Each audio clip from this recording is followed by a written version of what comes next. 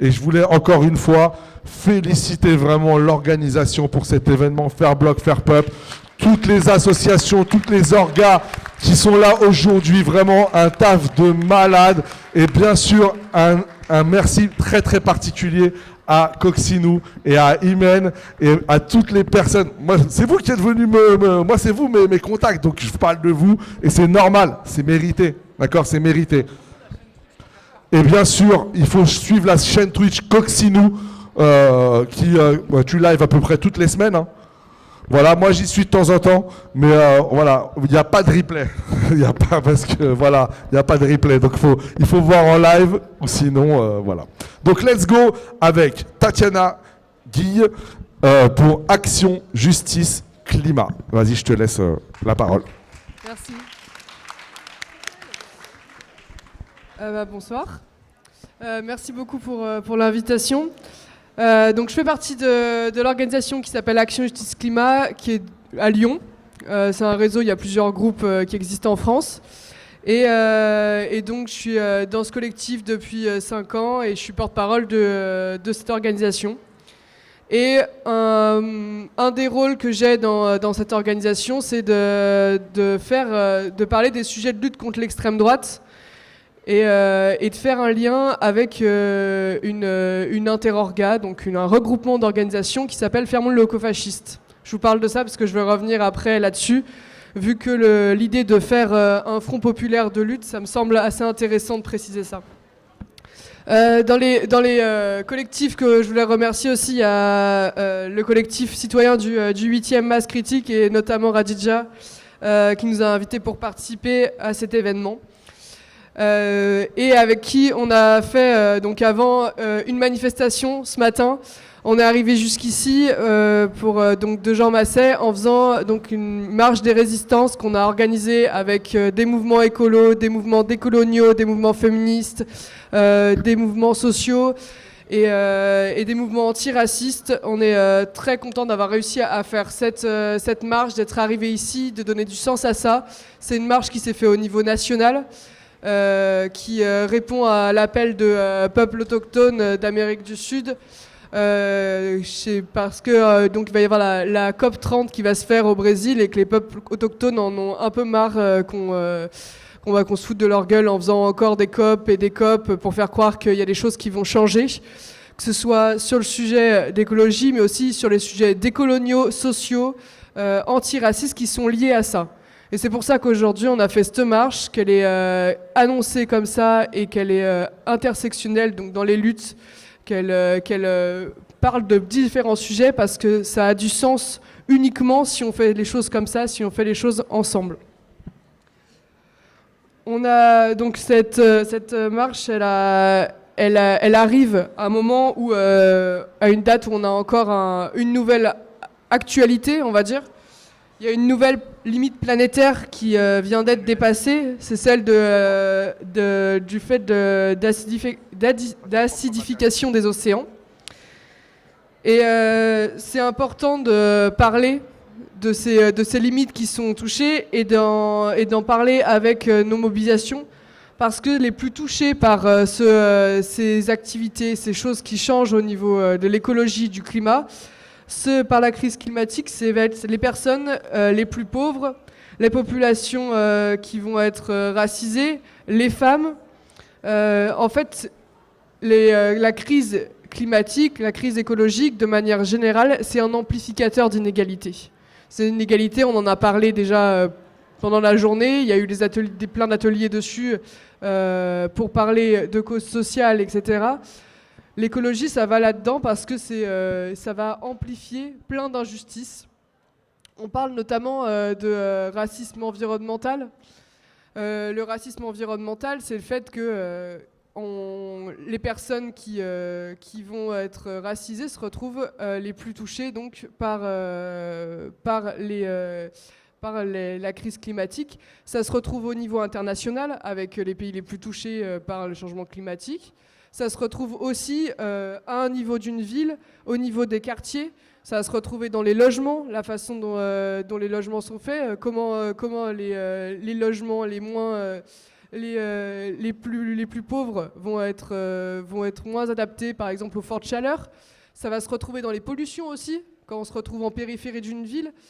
La pollution, ça peut sembler anecdotique, mais en fait, il y a vraiment beaucoup de gens qui meurent à cause de la pollution. C'est un sujet assez important, assez central et assez peu connu. Et c'est une vraie injustice dans la ville, dans la façon dont c'est fait, que les personnes les plus pauvres se trouvent toujours les plus exposées à ces pollutions. Ça se retrouve aussi dans le travail, avec la protection face aux différentes pollutions, aux différents produits. C'est toujours les mêmes personnes qui sont les plus exposées. Et ces injustices-là, elles se retrouvent dans le monde en général aussi. Aujourd'hui aussi, on en a un peu parlé, c'est la journée mondiale du droit à l'avortement. Et c'est l'occasion pour nous de rappeler pourquoi les femmes, elles sont aussi les plus touchées par la crise du climat. Dans le monde, de manière générale, les rôles de chercher de l'eau et nourrir les populations sont des rôles qui vont être attribués principalement aux femmes. Donc quand il y a des réchauffements climatiques, quand l'accès à l'eau devient moins facile, quand le fait de nourrir des personnes devient moins facile, ce sont les femmes qui prennent le plus. Et de ça, il en arrive que ça va être des femmes de plus en plus jeunes qui se retrouvent à faire ces tâches et que du coup, on leur coupe aussi l'accès à l'éducation. Parce que c'est de plus en plus difficile d'aller chercher l'eau, c'est de plus en plus des femmes de plus en plus jeunes qui vont devoir aider, et donc c'est de plus en plus de femmes qui n'ont pas accès à l'éducation. Et donc je vous parle de ces différentes choses, de ce racisme environnemental, de ces injustices et du lien qu'on peut faire là-dessus en parlant d'écologie, parce que si vous l'avez bien compris, là je viens pas parler d'écologie en parlant de trier ses déchets, bien fermer le robinet, etc. C'est pas le sujet, c'est plus le sujet, on parle d'écologie politique, ça n'a aucun sens de parler des petits gestes, etc. Aujourd'hui, donc, pour rappel, 1% des plus riches émettent autant de CO2 que les 2/3 de l'humanité, et c'est toujours les mêmes qui trinquent. C'est pour ça que l'écologie politique ne peut être que populaire. Et c'est un reflet des injustices dans ce monde. Alors, du coup, nous, on décide de faire ensemble. À Action Justice Climat, on cherche à faire ensemble, on cherche à faire avec plein de collectifs à Lyon. Et à Lyon, ça a beaucoup de sens, je trouve, et c'est assez fort ce qu'on arrive à faire ensemble, comme on arrive à se connaître, à connecter, parce que c'est une ville qui a énormément de réseaux militants.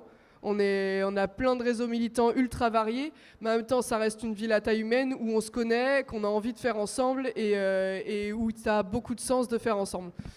Je trouve que c'est une ville qui arrive bien à faire comme ça et qui a vraiment des choses à continuer dans ce sens-là. La preuve aujourd'hui aussi. Pour parler de quelques choses sur lesquelles on a fait avec, donc il y avait en 2019, on avait fait donc à l'époque on faisait des marches climat. Maintenant c'est marche des résistances. À l'époque on appelait ça des marches climat. On avait fait en mars 2019 une marche climat qu'on avait fait avec les mouvements des Gilets jaunes. Où donc il y avait des prises de parole et des choses faites ensemble.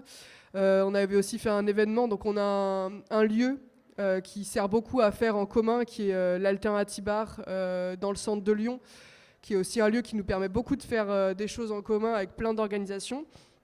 Et donc on avait fait un événement à l'époque aussi avec le mouvement des Gilets jaunes. Ensuite, par la suite, on a co-construit, organisé et rejoint donc le collectif qui s'appelle aujourd'hui l'Alliance écologique et sociale, qui est une interorganisation, donc un mélange avec plein d'organisations, avec des syndicats et des mouvements sociaux et climatiques. Ce qui apporte beaucoup de sens parce qu'en fait, justement dans le travail, il y a beaucoup de questions qui touchent à l'écologie et où il faut absolument se mettre ensemble. Aujourd'hui, quand on a les usines d'Arkema, de Daikin qui polluent avec les PFAS, il y a les habitants qui sont très touchés, qui sont dans les plus touchés, mais il y a aussi les gens qui travaillent là-bas, qui travaillent avec pas assez de protection et qui se retrouvent avec des maladies graves suite à leur travail.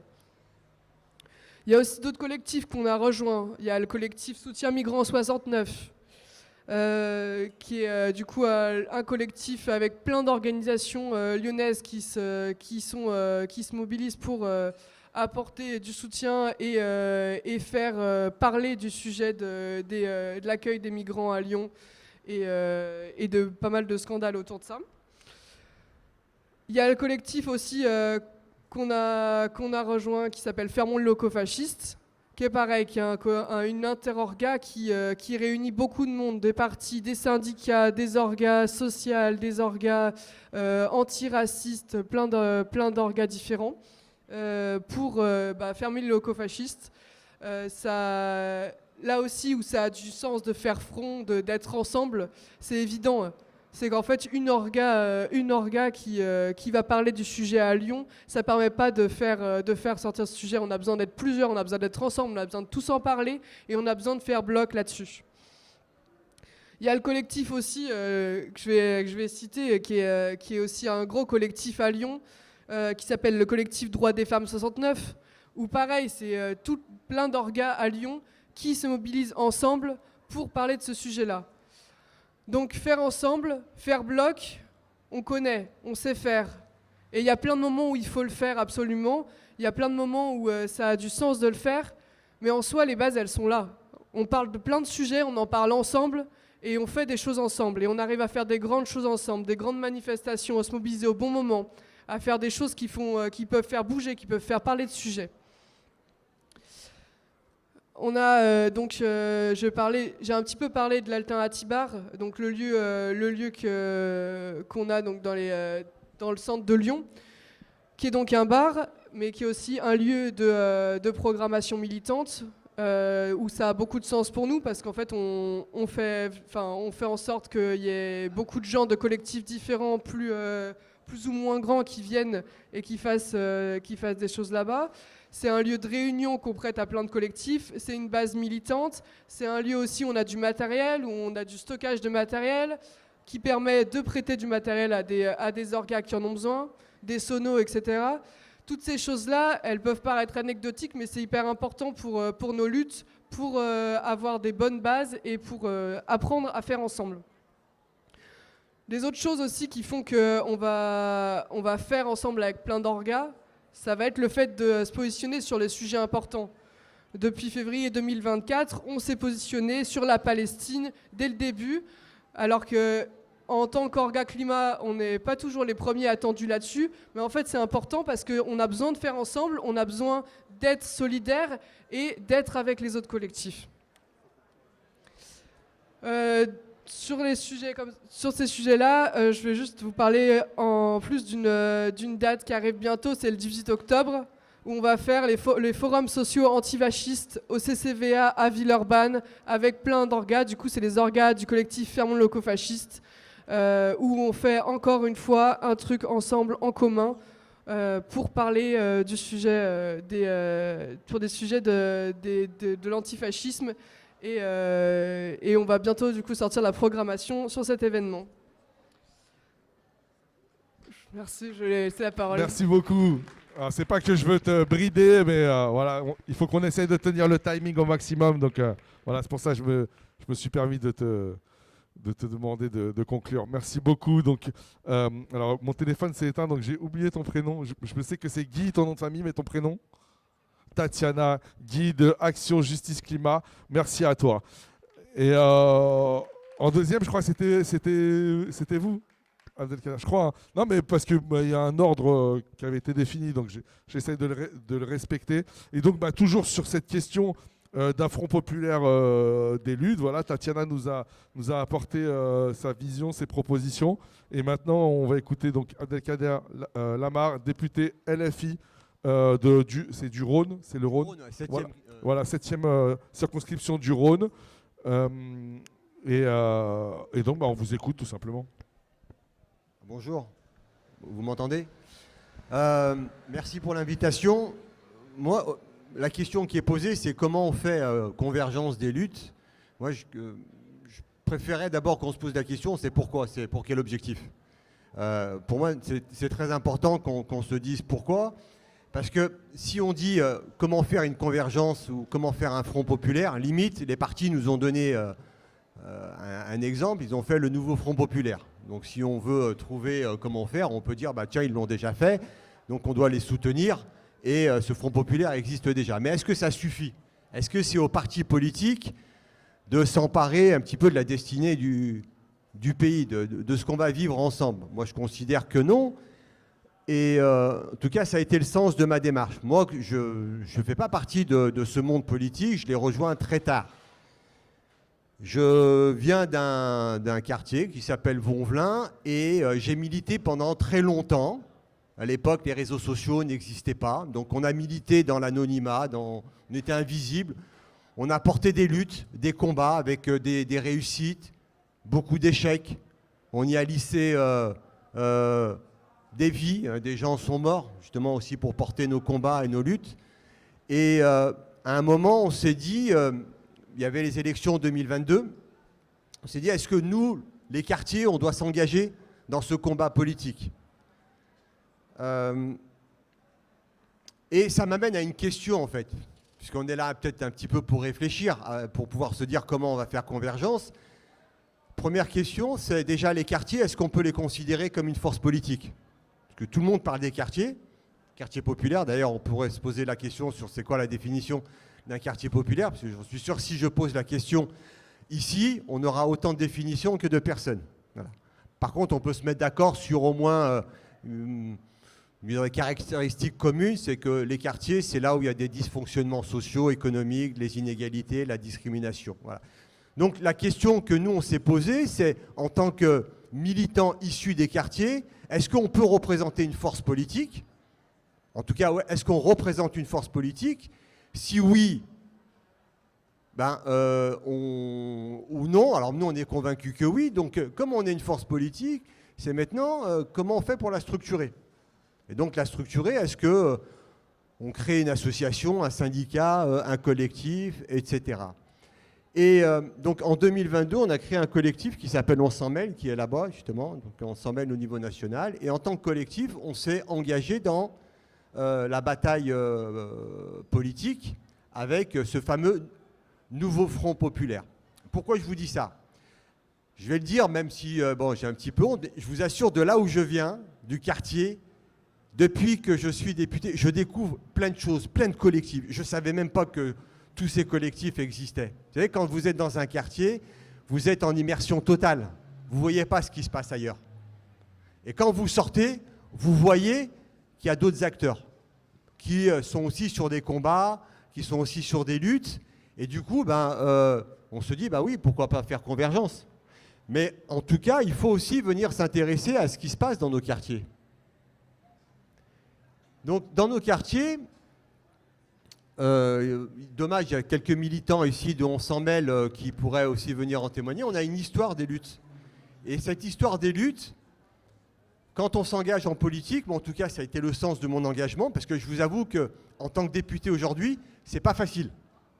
C'est pas facile, parce que les critiques, de toute façon, la politique, ça sert à rien. De toute façon, mon collègue là, qui est gilet jaune le rappelait un petit peu, mais je l'assume aussi. Mais en tant que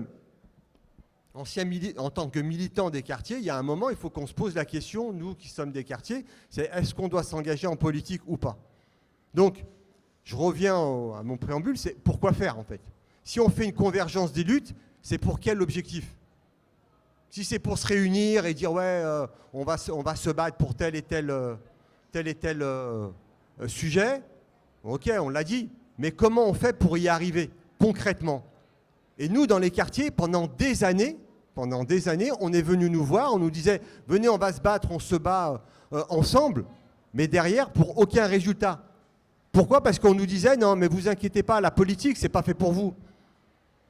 Restez à votre place, nous, on va faire de la politique à votre place.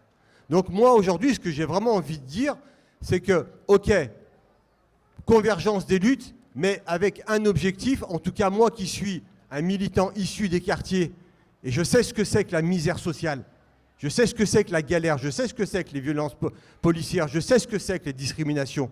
Voilà. Je ne suis pas le représentant des quartiers. Il y en a beaucoup qui m'ont dit non mais Kader, tu es député, tu n'es pas le représentant des quartiers. Bien sûr, je ne suis pas le représentant des quartiers. Par contre, j'ai la légitimité de parler pour les quartiers et de dire que nous, aujourd'hui, dans les quartiers, on va s'investir en politique, on va prendre notre place pour défendre nos propres projets et nos propres idées. Et dans ce cas, si les autres, vous êtes d'accord avec nous, il y aura convergence des luttes.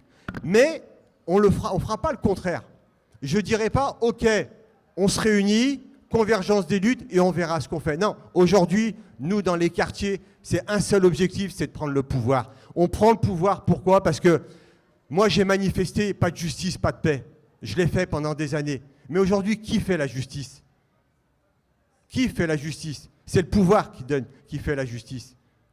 C'est le pouvoir qui fait la justice. Quand vous voyez un Rotaillot, par exemple, qui est au pouvoir et qui dit pour le 10 septembre, attention, il faudra être ferme, de la fermeté vis-à-vis des manifestants, et plus aucun journaliste qui ira filmer ce qui se passe pendant les émeutes urbaines.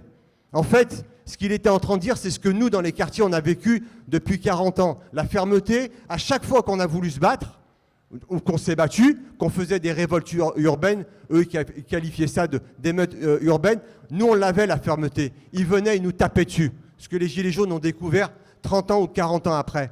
D'accord ? Et aujourd'hui, ils veulent que ça se fasse dans l'invisibilité totale en disant non, mais vous les journalistes, vous n'y allez pas. Alors, pourquoi j'insiste sur ce côté un petit peu des quartiers? Parce que je pense qu'on est à un tournant. Et moi, je m'adresse à mes je ne vais pas dire compatriotes, mais aux habitants et habitantes des quartiers populaires. Je l'entends très souvent.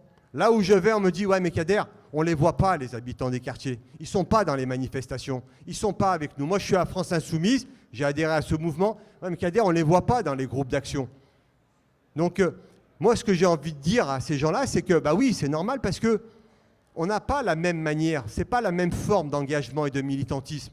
Vous considérez que militer, c'est tracter, coller, faire du porte-à-porte, ce qu'il faut faire. Nous, notre manière, notre engagement, il est différent. Nous, c'est dans l'engagement du quotidien. Nous, on essaye de répondre aux galères. On crée des associations pour essayer de lutter contre l'échec scolaire. Quand il y a un bâtiment, il y a de l'insalubrité, on se bat. Quand il y a des violences policières, on manifeste. Et on est après à mettre des barricades pour se battre, etc. Ça veut dire que nous aussi, on a notre manière de militer. Et quand je dis ça, je dis bien que les quartiers, en fait, ne sont pas... Ils sont peut-être dépolitisés, mais ils ne sont pas désengagés. Donc, il doit y avoir une convergence des luttes avec tous les autres acteurs, il faut qu'on le fasse avec un respect mutuel. Et moi, je parle au nom par rapport à l'histoire que j'ai portée à Vauvelin, on ne se mettra plus au service de personne. C'est-à-dire, l'objectif commun, aujourd'hui, c'est de prendre le pouvoir. Et ceux qui ne sont pas dans ce délire-là, qui ne viennent pas nous voir dans les quartiers, qui ne nous endorment pas, s'il vous plaît, parce qu'on a perdu 40 ans. Et pourquoi je le dis avec un petit peu, je ne suis pas énervé, mais avec fermeté. Mais il n'y a pas très longtemps, j'avais fait une petite réunion, j'ai osé dire ça. J'ai osé dire, les jeunes des quartiers, il faut vous mobiliser. Il faut aller dans la rue. C'est pas normal qu'on vous voit aller fêter le PSG et on vous tire dessus alors que pendant les manifs Palestine, on est 200 ou 300. Et on m'a dit non mais Kader, c'est pas bien, tu insultes les quartiers. Non, ça c'est une réalité. Il faut qu'on se le dise. Et moi, en tant que député aujourd'hui, je porte ça à l'Assemblée nationale. On a besoin que les gens se mobilisent pour qu'on soit plus fort à l'Assemblée nationale pour porter des textes. Parce qu'aujourd'hui, en tout cas, j'ai compris quelque chose. Je sais comment ça fonctionne là-haut. Je sais comment ça fonctionne. Et je sais que je dérange. J'ai choisi d'être dans la commission défense et forces armées. Si je vous raconte 10% ce que je vis là-bas, vous allez me dire, mais comment tu fais pour tenir? Première réunion de cette commission, c'est avec la DGSE et la DGSI. D'accord? Et un message clair qui était à mon attention parce que j'étais le seul d'origine immigrée algérienne et parce que je venais des quartiers. C'est attention, on t'a à l'œil. On sait que tu es là, on sait que tu vas avoir accès à des informations secret défense, donc attention, on t'a à l'œil, tu n'es pas à ta place. Donc, moi je dis, si on était plus nombreux à revendiquer cette histoire des quartiers, je dis bien des quartiers, hein, parce que quand je dis quartier, ça ne veut pas dire les Noirs, des Arabes et des musulmans. Ça, c'est ce qu'ils veulent nous faire croire. Ils veulent faire croire que nous, quand on parle des quartiers, on dit dans les quartiers, il n'y a que des Noirs, des Arabes et des musulmans. Non, les quartiers, c'est ceux qui portent des luttes, qui ont porté des luttes contre toutes les inégalités, les discriminations, tout ce qu'on vit au quotidien. Pas que les violences policières, pas que les discriminations, mais toutes, hein, les luttes féministes, syndicales et autres. C'est que maintenant, si on est beaucoup plus, si on est puissant, si on a du pouvoir, on peut faire changer les choses. Et ça, ils ont peur. Je vous assure qu'en haut, ils ont peur. Quand ils disent grand remplacement, d'accord ? C'est pas parce qu'il y aura peut-être plus demain de musulmans que excusez-moi, hein, je suis un peu direct, mais que de blancs en société, donc du coup, on va les remplacer. Non, quand ils disent le remplacement, c'est qu'ils se disent demain, ceux-là qu'on a, il y a à peu près 40, 50 ans, les enfants des immigrés, on ne pensait pas qu'ils resteraient. On ne pensait pas qu'ils allaient s'installer ici. On ne pensait pas que demain, ils allaient revendiquer être des citoyens comme les autres et qu'ils allaient porter, qu'ils avaient des droits, qu'ils avaient des devoirs. Ceux-là, on avait tout fait déjà à l'époque. Tiens, il y a Jamel qui est ici. Je ne sais pas si vous avez la loi Stoléru, par exemple. Prends 10 000 balles et casse-toi. À l'époque, on disait à nos parents, tenez, on va vous donner 10 000 francs, rentrez au bled. Nos parents, il y en a certains qui sont partis. Nous, on n'est pas partis, on est là. Donc aujourd'hui, il faut qu'on arrive à dire haut et fort, ceux qui sont dans les quartiers, ceux qui sont les enfants d'immigrés, on va porter votre histoire avec fierté et avec fierté pour prendre le pouvoir. Donc ceux qui veulent faire convergence des luttes, on va le faire pour cet objectif-là. Donc voilà ce que j'avais à dire. Merci beaucoup. Merci en plus avec le sens du timing. Mais vous avez commis une erreur. Vous avez critiqué les supporters du PSG. Ça, j'ai pas trop apprécié en tant que ressortissant de région parisienne.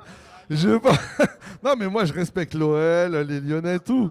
Mais on peut être dans la rue pour les révoltes populaires, pour les manifestations du 10 septembre, et aussi pour célébrer le PSG, si on a envie.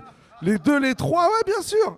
Les trois, non, bien sûr. Voilà, mais je ne voudrais pas qu'on réduise voilà, le supporterisme à juste des guignols qui dansent dans la rue. Oui, monsieur, vous souhaitez... vous pourrez intervenir après, monsieur. Bien sûr, allez l'OL, bien sûr, allez l'OL. Non, mais c'était juste pour taquiner un peu le député. Non, franchement, j'avoue que le sens du timing est assez remarquable. Alors, on enchaîne. Voilà, juste, je me suis permis cette petite blagounette. Qui est-ce qui intervient là? Ouais, Free Palestine! Free Palestine! C'est ça, c'est la street là. Là, ça y est, c'est la street qui se réveille là. Il y a Najet qui devait parler. Elle est où, Najet? Najet, viens, Najet. Ah, Najet. Vas-y, profites-en. Vas-y, frère. Excusez-moi, j'ai oublié, oui. Voilà, ah bah Najet, parfait. Non, frère, bah oui, on est tous frères ici, frères et sœurs dans l'humanité. Ah ouais, plus, hein. C'est du vrai. Oui, bah parfait, Najet est là. Donc, moi, j'ai eu l'occasion, il n'y a pas longtemps, je fais les prisons un petit peu. Je vais voir un petit peu comment la situation carcérale. Et ça, c'est un vrai sujet. En tout cas, je suis content que Najet soit là. Donc, elle va nous parler de ce qu'elle fait. Et voilà, ça, c'est aussi un des combats qu'on mène dans nos quartiers et en politique. Tiens, Najet. Merci, Abdelkader. Alors, par contre, non, je pense que ça va être l'autre micro. Donc, ça va être ce micro-là. Il faut que tu me parles bien en face du micro. Voilà. Bonjour à tous. Et rappelle, parce qu'il y a des gens peut-être qui ne connaissent pas ton histoire. Ouais. Mesdames, Messieurs, je suis là aujourd'hui parce qu'il y a une vérité que l'on nous refuse. Depuis trop longtemps, derrière les murs des maisons d'arrêt, des vies s'éteignent dans des circonstances plus que douteuses. Parmi ces vies, il y a celle de mon fils, Idir. Un jeune homme joyeux de 22 ans, généreux, sportif, passionné de football et de moto, qui avait des rêves, des projets, un avenir. Et comme tant d'autres, il est tombé dans un système qui brise les jeunes des quartiers populaires. Un système qui les stigmatise, stigmatise, les surveille, les harcèle et finit par les broyer. Idir n'était pas un numéro, c'était mon fils. Il avait 2 frères, une sœur, des amis, sa famille. Il aimait la vie. Et pourtant, le 9 septembre 2020, il a été retrouvé mort au mitard de la maison d'arrêt Lyon-Corba, à 2 semaines de sa sortie. On m'a parlé de suicide, mais je sais, je sens, je vois que quelque chose ne va pas.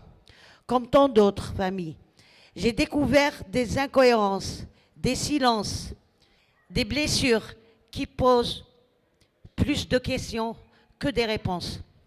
Et je vous le demande, combien d'Idir faudra-t-il encore? Combien de jeunes venus du quartier populaire devront mourir dans l'indifférence générale pour que la justice ouvre enfin ses yeux? Trop souvent, on nous sert des mots qui anesthésient, soit suicide, soit incident. Mais lorsque l'on regarde de plus près, que voit-on? Des marques sur des corps, des explications qui ne tiennent pas, des incohérences dans des dossiers, des médecins légistes qui rendent des rapports incomplets, des expertises bâclées, des pièces manquantes, comme si la vérité pouvait être découpée, dissimulée ou tout simplement cachée. Des preuves disparaissent, des questions qui restent sans réponse. Et pendant ce temps, la vie des familles est suspendue, leur douleur instrumentalisée par l'indifférence. C'est ici que des questions se posent. Pourquoi? Pourquoi tant de dossiers sont-ils classés sans suite, après des années d'attente? Est-ce parce que les victimes étaient tout simplement des détenus ou simplement numéros d'écrou, ou ils viennent d'un quartier populaire, plutôt que des êtres humains? Pourquoi les familles reçoivent-elles des rapports médico-légaux incomplets? Pourquoi tant d'enquêtes manquent-elles d'indépendance? Et surtout, pourquoi le silence l'emporte-t-il toujours sur la vérité? Je veux le dire clairement, Idir et tant d'autres viennent de ces quartiers populaires où les jeunes sont constamment visés, harcelés, contrôlés au faciès, négligés par les politiques publiques, des jeunes pleins de talent et de rêves, mais qu'on enferme dans des cases, qu'on stigmatise, qu'on méprise. Et quand ces jeunes tombent dans le système carcéral, ils y retrouvent la même violence, la même indifférence, mais cette fois sans échappatoire. Nous dénonçons aussi le silence au sein de même établissement. Combien de surveillants se taisent? Combien ferment les yeux plutôt que dénoncer leurs collègues lorsqu'ils assistent à des violences? Le huis clos ne peut pas être un bouclier pour l'impunité. La fraternité professionnelle ne peut pas primer sur la dignité humaine. Et parlons du mitard, ce trou noir de l'isolement où Idir est mort après d'être maltraité en lui coupant l'eau et l'électricité. Il était contraint à boire l'eau des toilettes. C'est de la torture déguisée. Des hommes et des femmes entiers brisés psychologiquement parce qu'ils ont été enfermés seuls, sans contact. Ils sont à la merci des surveillants. Nous demandons que les mitards tels qu'ils existent aujourd'hui disparaissent, non pas pour remplacer la sécurité, mais pour mettre fin à une pratique qui détruit des vies et qui sert parfois à punir au-delà de la peine judiciaire. Nous réclamons la justice réelle, transparente, qui protège toutes les personnes, y compris celles qui sont privées de liberté. Parce qu'une société qui tue dans ses prisons ou qui laisse tuer n'est pas une société juste. Nous exigeons des mesures concrètes, des enquêtes indépendantes pour chaque mort en détention ou par la police. Il doit être mené par des instances totalement extérieures à l'administration pénitentiaire ou policière. La transparence totale des rapports médico-légaux. Aucune pièce cachée. Les familles ont droit à la vérité. Des politiques publiques pour les quartiers populaires. Des préventions, éducation, emploi, loisirs, accompagnement social, pour que les jeunes, comme Idir, aient un avenir, pas une cellule. Aux magistrats, aux députés, aux élus, votre légitimité se mesure à la façon dont vous protégez les plus fragiles. Ne laissez pas l'Institut se fermer sur ses secrets. Ouvrez les volets, rendant la lumière. Et aux familles, je dis, accrochez-vous, transformez votre douleur en force. Faites résonner la mémoire de vos proches pour que d'autres n'aient pas à subir la même chose. Mobilisons-nous aussi pour nos jeunes des quartiers populaires. Leur avenir est lié au nôtre. Je terminerai par une chose simple. La vérité finira par jaillir comme la lumière au bout du tunnel. Nous la portons jusqu'à ce qu'elle éclaire chaque cellule, chaque quartier, chaque rapport et chaque tribunal. Nous ne laisserons pas la mémoire d'Idir et de tous les autres être piétinée.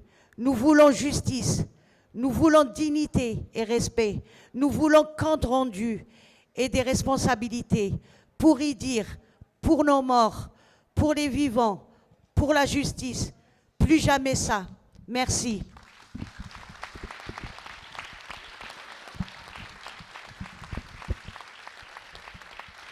Et pas de justice, pas de justice, pas de justice, pas de justice,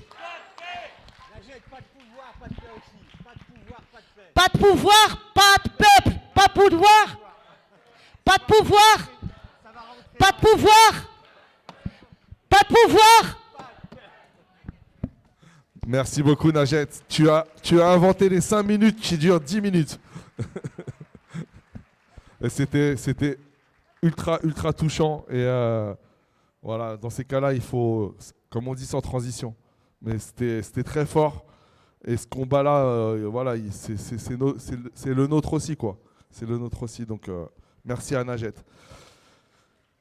Imen, tu as un message très bref, mais pourtant tellement important. Alors, vas-y, Imen.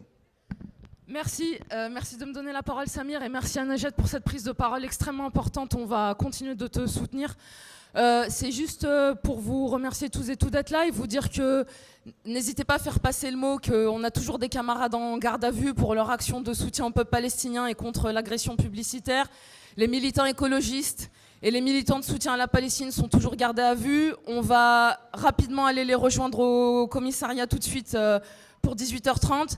Si vous avez autour de vous du monde du quartier disponible pour venir nous rejoindre, vous êtes là et vous ne bougez pas. Mais si d'autres personnes sont disponibles pour venir soutenir les camarades, n'hésitez pas à faire passer le mot. Et ouais, les frères et sœurs et camarades, non, t'as raison. Non, pas de souci. En tout cas, merci beaucoup et il faut qu'on reste extrêmement solidaires les uns et les unes des autres contre la répression. Merci.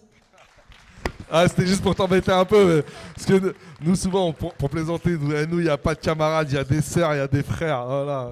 Les sœurs et les frères, merci les frères et les sœurs. De lutte, bien sûr, des sœurs et des frères de lutte. Et il y avait la sœur qui m'a interpellé sur la gauche, sur la droite, pardon. T'avais un truc à dire? Oui, non? Ouais? Ouais? Alors vas-y, dis-le. Vas-y, dis-le.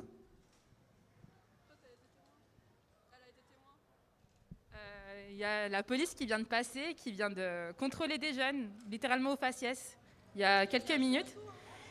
Ouais, et qui viennent tout juste de passer et nous regarder avec de la provocation, quoi, littéralement.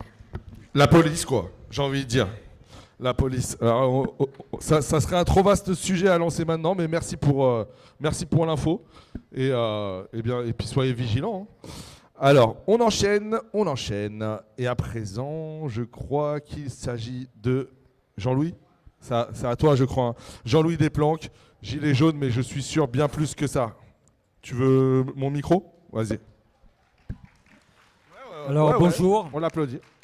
Bon, moi, mon intervention, je l'ai appelée la cohésion par l'action, quoi, parce que pour moi, c'est ce qui a permis aux Gilets jaunes de faire bloc et de faire peuple avant l'heure, on va dire. En 2018, bon, il y avait des choses qui m'énervaient, mais bon, globalement, j'étais quand même bien occupé par ma vie de famille. Financièrement, ça le faisait. Je faisais partie d'un parti politique, la lutte ouvrière.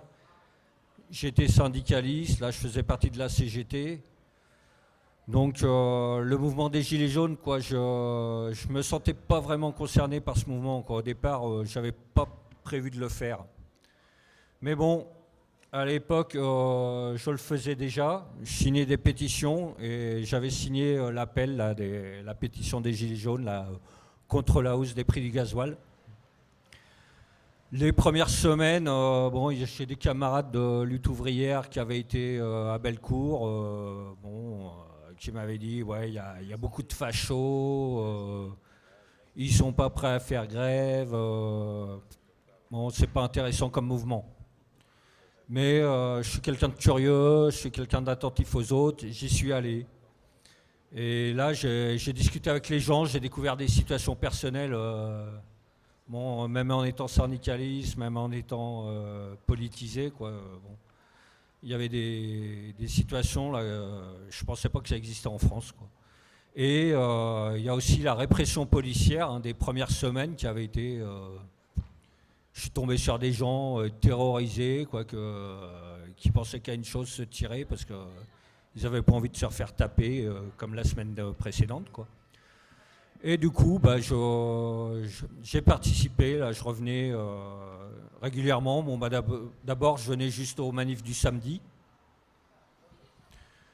Et ensuite, bon, bah, j'ai eu plus de possibilités et je me suis rendu à l'AG qui avait lieu à la Bourse du Travail. Et là, bah, j'ai été assez scotché, quoi, parce que bon... L'AG des Gilets jaunes, on pouvait en dire elle avait aussi ses limites. Hein. On passait au moins 1 heure à parler de est-ce qu'on déclare pas la manif. Bon, il y avait ensuite 1 heure de prise de tête là, entre grandes gueules. Mais bon, globalement, on arrivait à se mettre d'accord. Bon, assez paradoxalement, on n'a jamais réussi à faire un vote valide. Alors que, bon, on revendiquait la démocratie directe, la reconnaissance du vote blanc et tout, mais bon, il faut bien avouer qu'à l'AG des Gilets jaunes, il n'y a jamais eu rien de voté. Tout a été décidé à main levée, et voilà. Mais en fait, moi aussi, ce qui m'a scotché, quoi, c'est que quand même ces gens-là, ils ont réussi à s'organiser, quoi. Il y avait des commissions qui faisaient un excellent travail. Hein, c'était pas... Il y avait la manif du samedi, il y avait l'AG le lundi, mais bon, entre-temps, il y avait des gens en commission qui bossaient, quoi, des gens, pour certains, c'était leur première participation à un mouvement, mais bon, franchement, moi, ça m'a aussi beaucoup impressionné, quoi, ça m'a encouragé à continuer. Bon, alors ensuite, ce qui était aussi bien, c'est que, mais moi aussi, hein, quand j'ai dû mettre un peu de l'eau dans mon vin, quoi. J'étais militant politique, mais bon, clairement, il y avait des gens qui n'étaient pas d'accord avec moi. Et moi, je pense qu'au début, tout le monde mettait ses opinions politiques de côté. Moi, j'ai rétabli parce qu'il y avait beaucoup de conneries dites à propos des syndicats. Donc, chaque fois qu'il y avait des conneries dites sur les syndicats, j'expliquais la situation aux gens, quoi, parce que des fois les gens ils attendaient beaucoup de choses des syndicats, et puis je leur disais, bah, les syndicats, oui, ils font ce qu'ils peuvent, hein, mais bon, sans militants, ils peuvent pas grand chose. Donc il y a eu un geste salutaire à Lyon, c'est que bon, il y avait des fachos violents. Ils ont été jetés là au mois de février. On les a virés des manifs. Hein. Il y a eu un petit retour de bâton lors d'une manif là où ils nous ont pris à partie à la sortie du pont Lafayette, mais bon, ils se sont fait jeter une nouvelle fois. Et après, on a pu entendre parler d'eux. Mais bon, clairement, quoi, c'est bon, bah, il y avait des gens dans les Gilets jaunes, il y avait vraiment toutes les opinions politiques. Hein. Il y avait des gens qui votaient RN, il y avait des gens. Mais bon, les gens ont mis de côté. Je pense que ça a permis. Et au fur et à mesure qu'on faisait des manifs, qu'on vivait la répression policière, qu'on faisait des actions, moi, je pense que ça a été quand même. T'avais beau te dire, bon, ce mec-là, il vote RN. Quand j'ai besoin de lui, il est là. Et en fait, ça crée vraiment une force, un respect entre nous et toujours. Et finalement, ça porte ses fruits, quoi, parce qu'il y a des gens qui disent je vote RN, et tu leur dis mais pourquoi tu votes RN? Et ils disent ouais, c'est un problème de logement, gna, gna, gna, gna. Et tu discutes, et bon, des fois ça marche, des fois les gens, ça change pas d'avis, mais bon, bah là, dernièrement, quoi, avec ce qui s'est passé, là, les procès du Rassemblement national, bon, bah, j'ai un copain gilet jaune qui a toujours voté RN, qui s'en est jamais caché. Et ben là, la dernière fois que je l'ai vu, il m'a dit bon, bah, c'est des bons à rien, ils valent pas mieux que les autres, j'ai hâte de voter pour eux, quoi. Et finalement, je me dis, bah, ce qu'on a fait ensemble, le fait qu'on ait maintenu le dialogue, bon, bah, finalement, on sème des graines et il faut pas désespérer de faire changer d'avis les gens, quoi. Alors ensuite, bon, Tatiana, on a aussi parlé, hein, c'est que bon, bah, au début des Gilets jaunes, c'était bien, on était minimum 10 000 tous les samedis, la rue était à nous, on faisait plus ou moins ce que nous permettait de faire la police, quoi, quand même, il faut bien l'avouer. Mais bon, c'est un mouvement qui fonctionnait tout seul, quoi, et bon, ça fonctionnait tellement bien que je pense que c'est le premier mouvement qui a réussi à passer un été, quoi, en fait. On s'est retrouvés au mois de septembre, il y avait toujours les Gilets jaunes, quoi, et je pense que ça, c'est fait qu'en fait, chacun, le fait d'agir, quoi, de faire des blocages, d'ouvrir des péages, le fait de faire des actions en commun, ça crée des liens qui ont permis au mouvement de tenir, quoi. Alors après, il y a, bon, dès 2019, bon, il y a eu on a fait un peu des débuts de convergence, de faire front. Alors il y a eu des convergences assez naturelles. Par exemple, bon, il y avait des revendications du référendum d'initiative citoyenne. Donc on s'est rapproché de mouvements qui promouvaient le RIC. Il y avait des conflits à l'hôpital. On avait pas mal de soignants dans les Gilets jaunes. Donc on a fait des manifs en commun. Il y avait aussi le conflit des pompiers. Là, cette année-là, on a fait des manifs de soutien aux pompiers. Bon, et voilà, quoi. Mais bon, on a réussi à passer l'été. Et bon, on s'est dit, on passe l'été, il y a un mouvement de réforme des retraites, ça va repartir en septembre. Bon, sauf que patatras, ils ont reporté la réforme des retraites. Et donc là, bon, on était moins nombreux, on était plus 10 000, hein, il ne faut pas se mentir. Bon, Macron, là, c'est son augmentation de 100 balles, son grand débat, ça avait fait partie de la renonciation à la taxe sur le gasoil, ça avait fait partir une partie des gens, la répression policière, ça fait partir une autre partie des gens. Et donc, bah, on a été, mais on s'est ouvert à d'autres mouvements, quoi.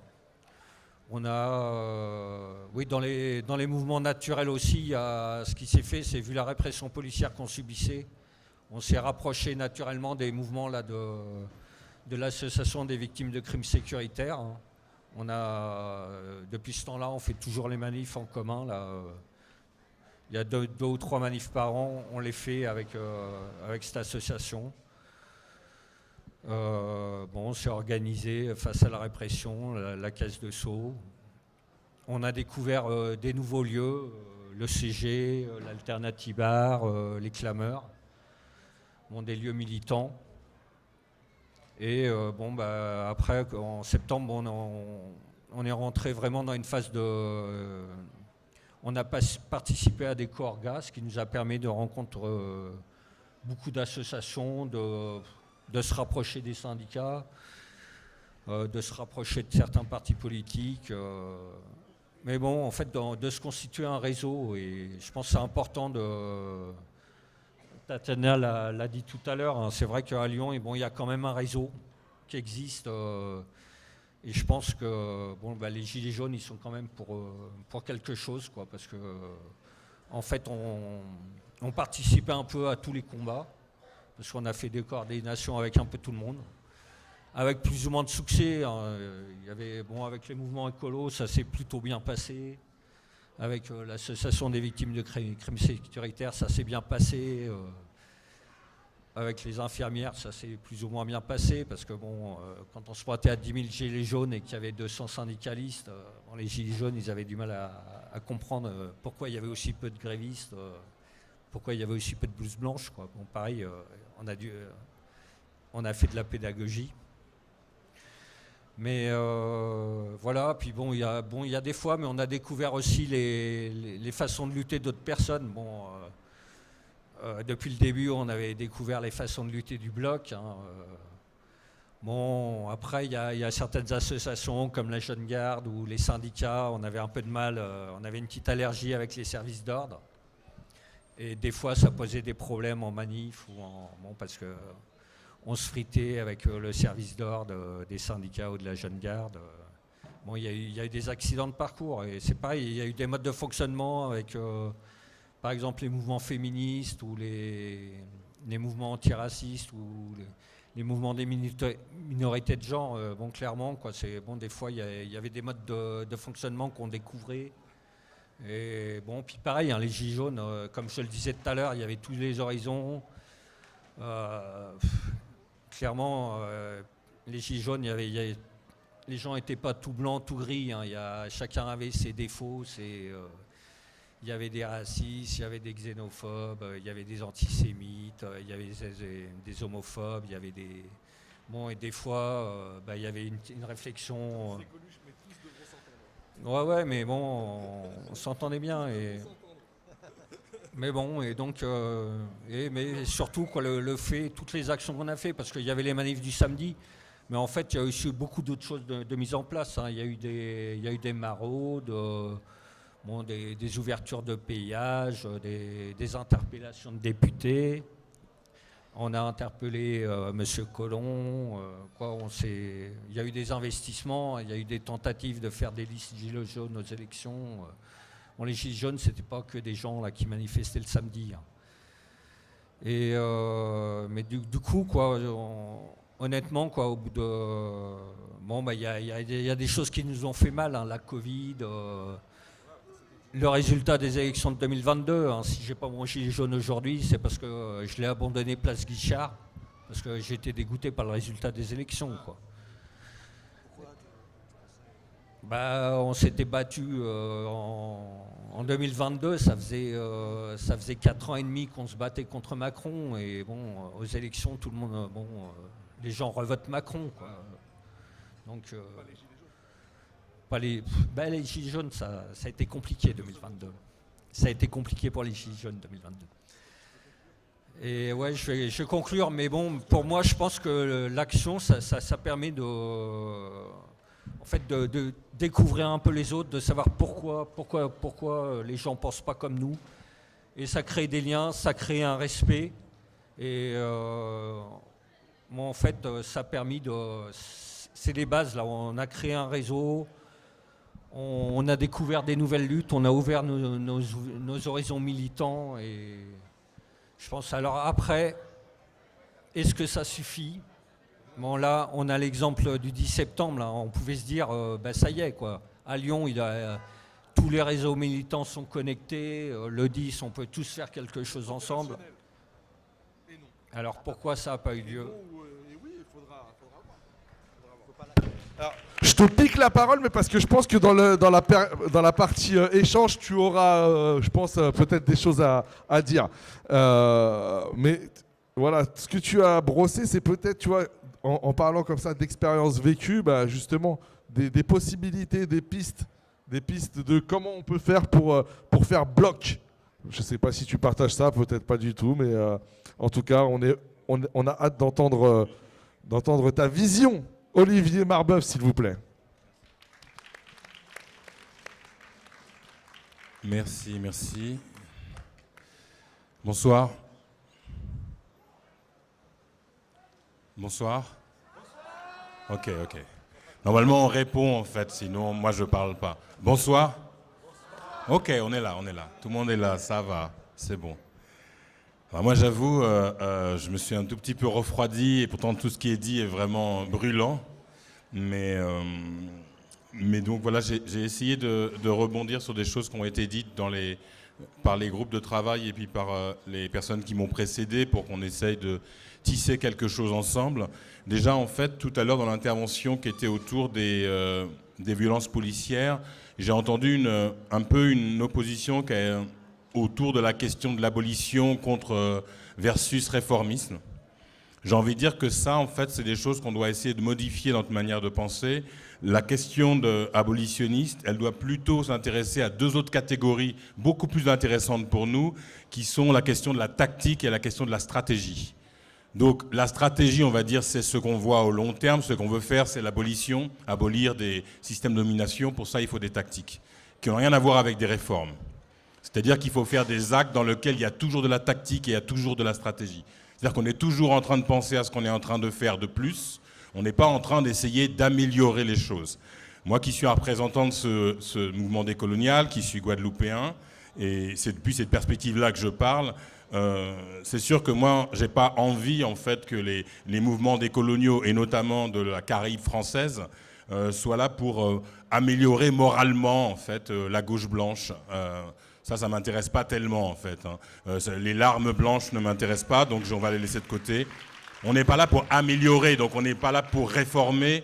On est là avec une tactique et avec une stratégie, les amis. Je vous l'annonce comme ça, vous le savez, et vous ne direz pas qu'on ne l'avait pas dit. On est là avec une tactique, on est là avec une stratégie. Donc quand on me dit faire bloc, faire peuple, il y en a qui entendent bloc, moi j'entends peuple. Donc faire bloc, c'est la tactique. Faire peuple, c'est la stratégie. Donc il faut faire l'un pour faire l'autre, absolument. On ne fait pas forcément les deux en même temps et on ne les fait absolument pas avec de la parole magique. Il faut à chaque fois trouver des éléments pratiques. Donc l'une des questions qui va se poser pour nous, pour être dans une logique tactique, c'est de trouver des échelles d'action. Le problème qu'on a pour les questions de climat, pour les questions de racisme, pour les questions de quartier, c'est la question des échelles d'action. À partir de quel moment donné, on a pris sur quelque chose. Et ce que tu as dit sur les gilets jaunes, c'est exactement ça en fait. Quand on sort et quand on prend la rue, en fait, soudainement, on a pris sur quelque chose. Même si on ne sait pas exactement l'objet sur lequel on a prise, quelque part, presque la prise vient avant l'objet. Comment on fait pour avoir prise ? Et moi, je me suis intéressé à une question, parce que je viens dans la perspective d'un travailleur de l'art et de la culture. Je me suis intéressé à un truc qu'on a un petit peu trop laissé à l'extrême droite et aux conservateurs tout poil, qui est la tradition. Boum. Voilà. Pourquoi, en fait, M. Stérin met autant d'argent dans cette question de la tradition ? Et pourquoi nous, en fait, on n'a rien à dire là-dessus ? Pourquoi, lorsqu'il parle de tradition, nous, on baisse un peu les yeux, on dit « Merde, mais qu'est-ce qu'on va faire avec ça ?» Le problème, c'est qu'en fait, l'argent que met Stérin dans la dite tradition ou d'autres gens comme De Villiers dans le Puy du Fou, c'est absolument pas, en fait, la vraie tradition dont on a besoin, parce que ce ne sont pas des objets vivants, ce sont des traditions mortes. Et c'est pour ça que ça vient de classes supérieures qui sont dominantes, parce que la tradition est un geste qui s'entretient. Et ceux qui entretiennent la tradition sont justement les classes populaires. Et en fait, se faire déposséder de la tradition par une narration des milliardaires, c'est la pire chose qui est arrivée en France. Et le vote d'extrême droite, il faut vous en convaincre, le vote xénophobe est d'abord un vote d'acculturation. C'est les gens qui n'ont pas de tradition qui votent pour ces gens-là. C'est exactement l'inverse. Mais ça les intéresse en fait de financer ça. À nous de retrouver en fait le terrain de la tradition.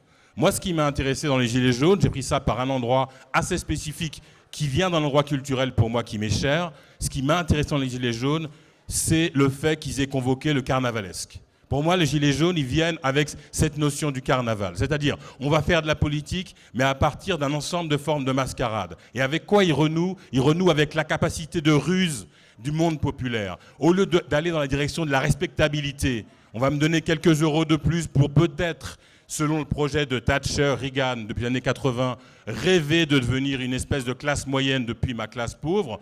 Je vais plutôt en fait construire une tradition de ma classe, qui est une tradition qui oblige au bricolage.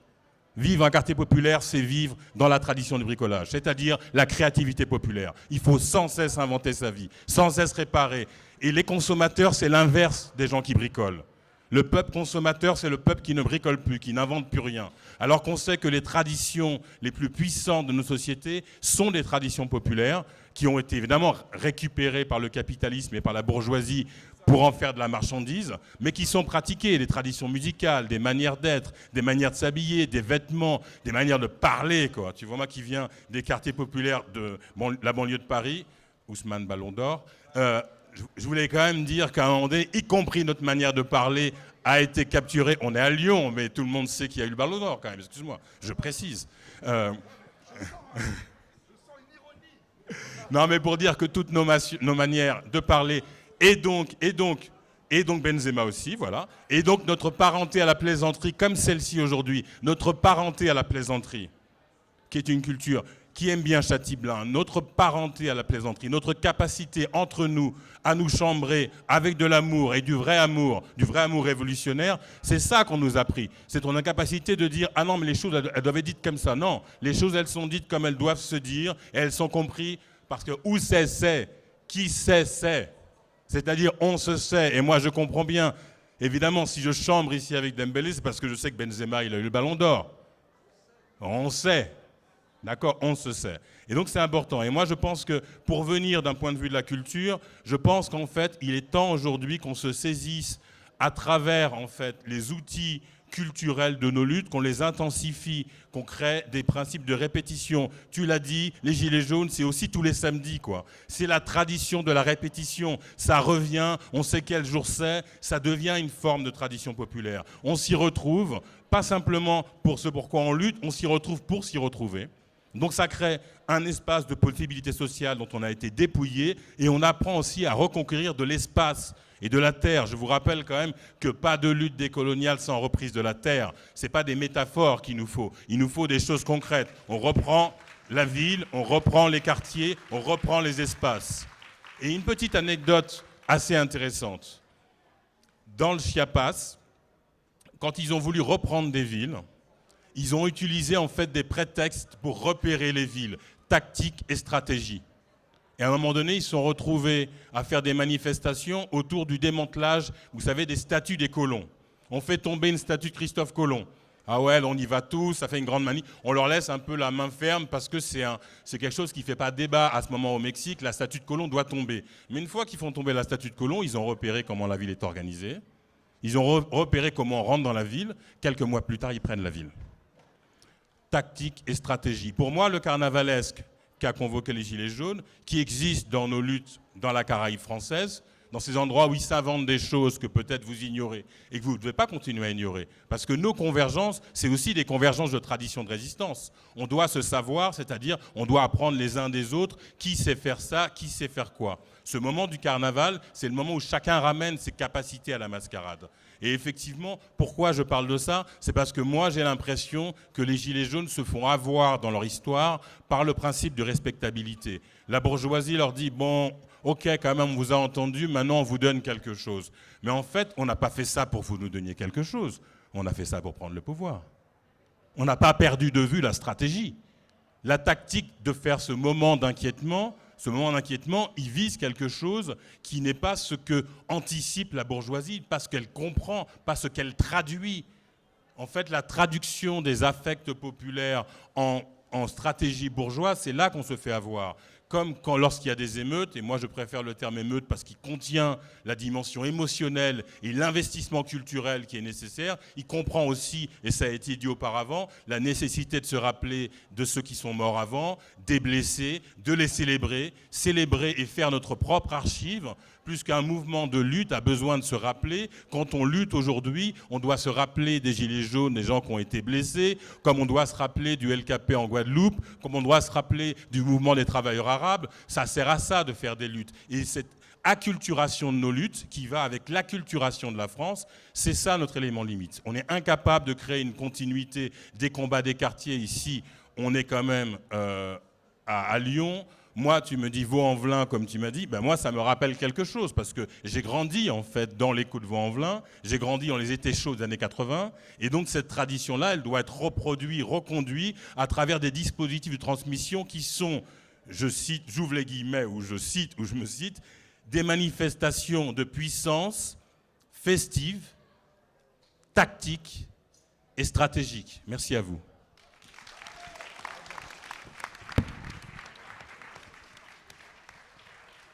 Après, il y a les questions.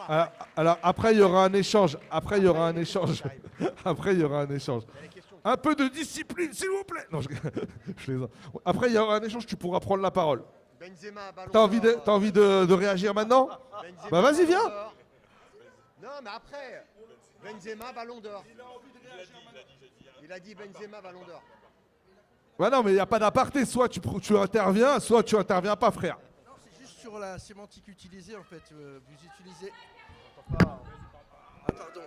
Ouais, sur la sémantique utilisée, est-ce que... Non, Benzema, Ballon d'Or, oui, c'est bon. C'était une boutade, ça, il n'y a pas de problème. Ouais, c'est bon, c'est défendu sur ce terrain-là. Non, c'est juste sur la sémantique, quand vous utilisez le terme émeute, c'est ce qu'on a toujours refusé. Nous, moi, j'ai grandi à Vanvelin, etc.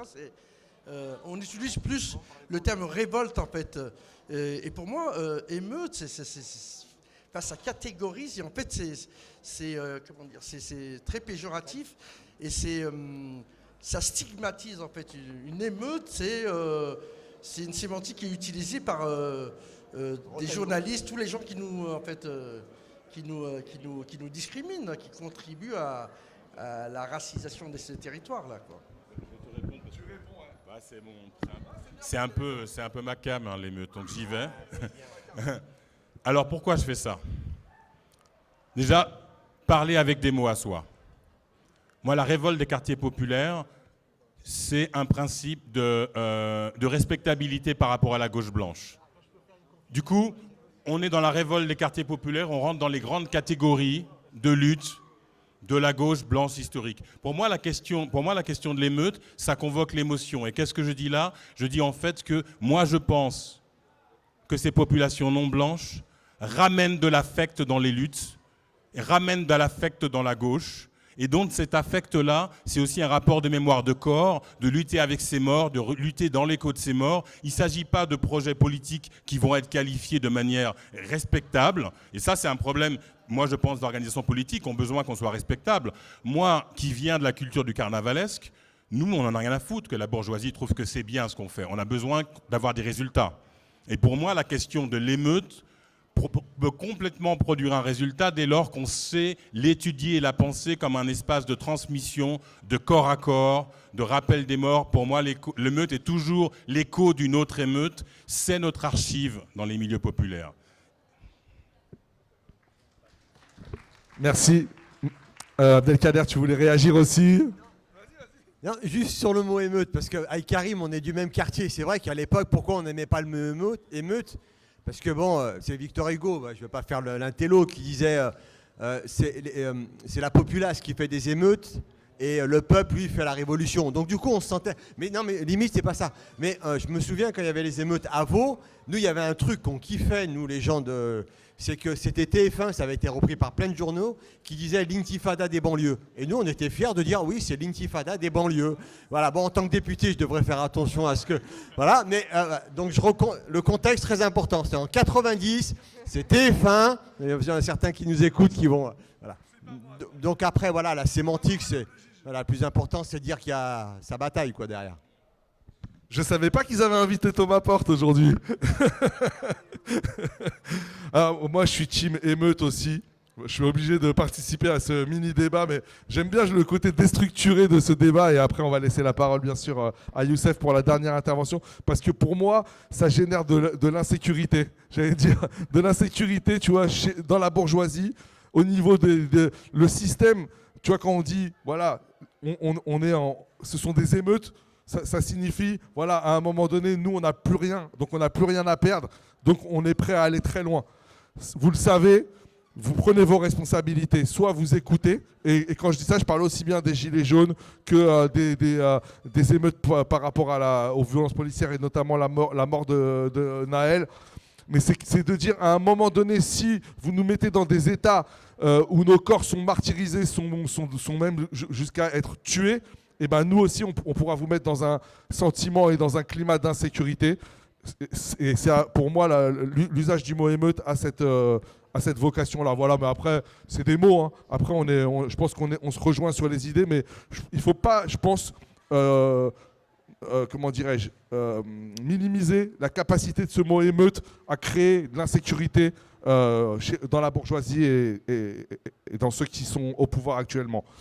Nous finissons donc ces interventions avec Youssef Boussouma donc, qui fait notamment partie du média Parole d'Honneur.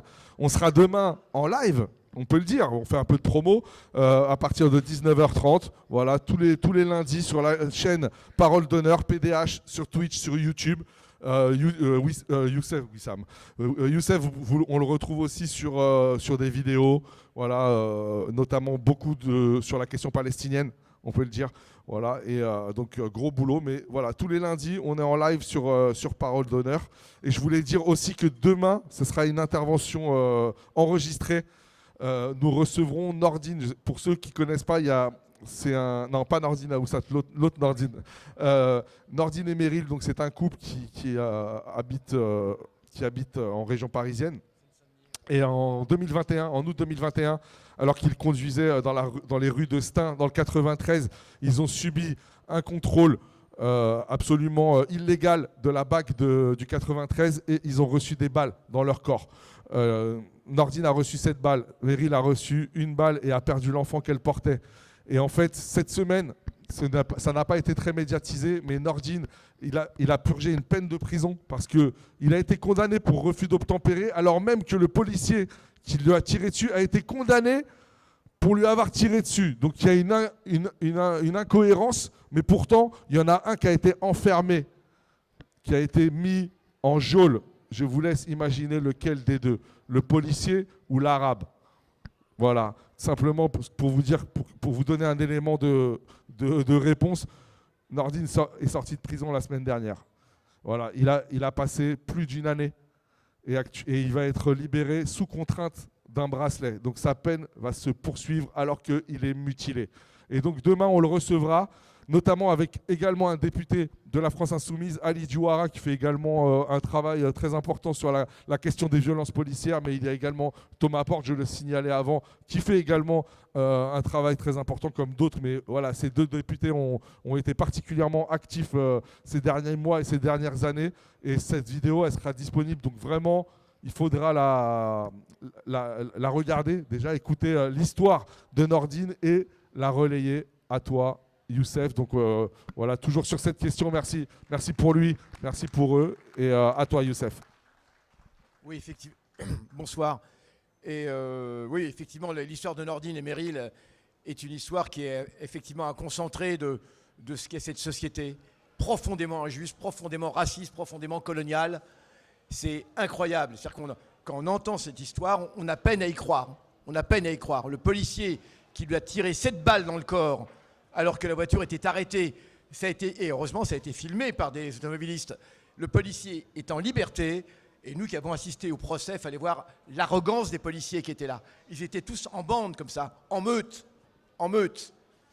Et Nordine, qui était un petit gars très tranquille, qui était conducteur de bus, se retrouve sans boulot évidemment, maintenant en plus, en prison pour refus d'obtempérer, je ne sais pas si vous imaginez, 7 balles dans le corps, très mal soigné en prison. 7 balles, il a survécu. Il ne pensait pas qu'il allait survivre. 7 balles. Et Meryl, sa compagne, 1 balle qui lui a arraché la rate et qui lui a fait perdre son bébé. Rien pour cela. Absolument rien. Ça s'appelle un homicide. Rien. Enfin voilà, c'est un concentré. Donc c'est quelqu'un qui reste digne, Nordine. Et voilà, c'est ça qui est absolument extraordinaire et sans haine, mais sûr de ses droits. Donc voilà ce que je voulais dire. Donc merci d'être là, chers amis. Et bien sûr, nous rendrons compte de cette charmante réunion demain sur PDH, comme tous les lundis. Pour revenir un petit peu sur l'histoire d'émeutes, oui, tu avais tout à fait raison, cher ami. émotion. C'est d'ailleurs comme ça qu'on appelait avant, sous l'Ancien Régime, les révoltes, on appelait ça des émotions. Hein, vous prenez les textes anciens, on disait des émotions. Hein. Il y a eu une émotion, donc le terme émotion, c'est vrai, me semble tout à fait adapté.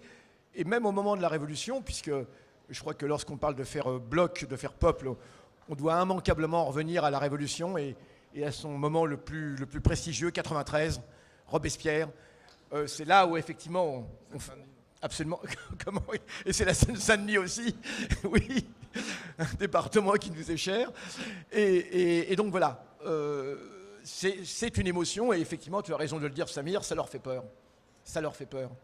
Et je me souviens toujours des paroles de Jean Genet concernant la peur de la bourgeoisie. Et voilà. Alors ce que je voulais dire, on a l'impression d'une répétition et lorsqu'on évoque tout cela, je ne parle pas souvent de ma vie, mais bon, ce que je veux dire, j'ai l'impression de revoir tout cela à travers tous les différents épisodes, les différentes luttes. La question coloniale est évidemment fondamentale.